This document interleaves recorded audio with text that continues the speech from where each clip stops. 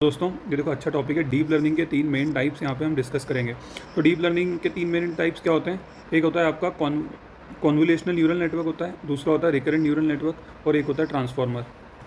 अब ये तीनों क्या होते हैं ये देखो। अगर हम बात करें कॉन्वोल्यूशनल न्यूरल नेटवर्क की, तो ये क्या होता है मेन से जो इमेज और वीडियो से हम जो डाटा प्रोसेस करते हैं उसको हम क्या बोलते हैं? Convolutional neural network. जैसे ये इमेज रिकॉग्निशन, फेस रिकॉग्निशन, कोई एमआरआई से हम कुछ डाटा रिकॉग्नाइज कर रहे हैं वो। उसके बाद देखेंगे रिकरेंट न्यूरल नेटवर्क। तो आप ये देख रहे हो, इसमें क्या होता है कि ऑडियो और वॉइस डाटा को प्रोसेस करते हैं हम। ठीक है, तो ये ऑडियो और वॉइस डाटा की कैसेट बनी हुई है यहाँ से, जैसे स्पीच वॉइस रिकॉग्निशन ये। ठीक है, फिर IVR सिस्टम, जैसे कस्टमर केयर पे 1 और 2 डायल नहीं करते हो आप वो।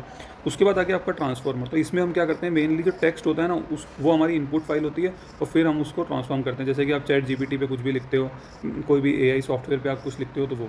ठीक है, तो अगर हम इसकी समरी देखें तो जो कॉन्वोल्यूशनल न्यूरल नेटवर्क होता है वो इमेज वीडियो से करता है, रिकरेंट न्यूरल नेटवर्क होता है वो ऑडियो और वॉइस को देखता है, और ट्रांसफॉर्मर देखता है वो टेक्स्ट से करता है।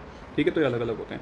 इस तरह से एक क्वेश्चन और पूछा था, ध्यान रखना दोस्तों कि देखो ये बात हमेशा ध्यान रखना कि जो आर्टिफिशियल इंटेलिजेंस है दोस्तों, आर्टिफिशियल इंटेलिजेंस है, दिस इज़ आर्टिफिशियल इंटेलिजेंस।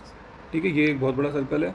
उसके बाद अगर आप देखोगे तो इसके अंदर आता है हमारा छोटा सा मशीन लर्निंग आती है, और मशीन लर्निंग के अंदर फिर छोटा सा आता है हमारा डीप लर्निंग। मतलब अगर आप देखोगे AI, फिर AI का सबसेट है, AI का ये एक भाग है मशीन लर्निंग, और मशीन लर्निंग का एक छोटा सा भाग है डीप लर्निंग। ये क्वेश्चन पूछा गया है। ठीक है, और हो सकता है आने वाले एग्जाम में ये क्वेश्चन भी पूछा जाए।